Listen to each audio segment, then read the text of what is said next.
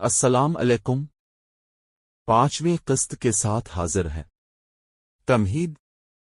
پچھلی قسط میں ہم نے دیکھا کہ کس طرح بنو سعد کی وادی برکات سے بھر گئی اور معجزہ شکن صدر پیش آیا۔ اب رحمن عالم 6 سال کے ہو چکے تھے اور اپنی والدہ سیدہ آمنہ کی آغوش میں مکہ واپس آ چکے تھے، لیکن تقدیر نے ابھی اس تنپاک کے لیے مزید آزمائشیں رکھی تھیں تاکہ انہیں براہ راست رب کائنات کی نگرانی میں پروان چڑھایا جا سکے۔ سفر مدینہ اور والدہ کی وفات۔ سیدہ آمنہ اپنے نون نظر کو لے کر مدینہ یثرب روانہ ہوئی تاکہ اپنے میکے بنو نجار میں رشتہ داروں سے ملاقات کر سکیں اور وہاں اپنے مرحوم شوہر حضرت عبداللہ کی قبر کی زیارت بھی کریں۔ 1 ماہ وہاں قیام کے بعد جب آپ کی والدہ واپس مکہ آ رہی تھیں تو راستے میں ابواق کے مقام پر سیدہ آمنہ شدید بیمار ہو گئیں اور وہیں ان کا انتقال ہو گیا۔ تصور کریں اس 6 سال کے بچے کی کیفیت کا، جس کے والد پہلے ہی رخصت ہو چکے تھے اور اب ماں کا سایہ بھی سر سے اٹھ گیا۔ مکہ کی وفادار خادمہ ایمن اس یتیم بچے کو لے کر تنہا مکہ واپس پہنچی۔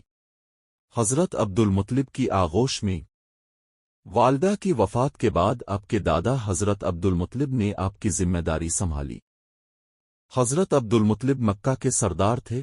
قبا کے سائے میں ان کے لیے مخصوص فرش بچھایا جاتا تھا جہاں کوئی دوسرا قدم نہیں رکھ سکتا تھا، مگر جب وہ اپنے پوتے محمد کو آتے دیکھتے تو انہیں اپنے ساتھ بٹھاتے اور فرماتے، میرے اس بیٹے کی شان ہی نرالی ہے۔ وہ آپ سے اتنی محبت کرتے تھے کہ کھانا کھاتے وقت بھی آپ کو اپنے ساتھ رکھتے۔ مکہ کے لوگ حیرت سے اس محبت کو دیکھتے تھے جو ایک دادا کو اپنے پوتے سے تھی۔ دادا کی وفات اور حضرت ابو طالب کی کفالت۔ ابھی 2 ہی سال گزرے تھے کہ اب 8 سال کے ہوئے اور شفیق دادا حضرت عبد المطلب کا بھی انتقال ہو گیا۔ وفات سے پہلے انہوں نے اپنے بیٹے حضرت ابو طالب کو وصیت کی کہ محمد کی ذمہ داری اب تمہاری ہے۔ حضرت ابو طالب، جو حضرت عبداللہ کے سگے بھائی تھے، نے اس امانت کو دل و جان سے قبول کیا۔ اگرچہ حضرت ابو طالب بہت مالدار نہ تھے اور ان کے اپنے بچے بھی بہت تھے، لیکن جب سے آپ ان کے گھر آئے ان کے گھر کے حالات بدل گئے۔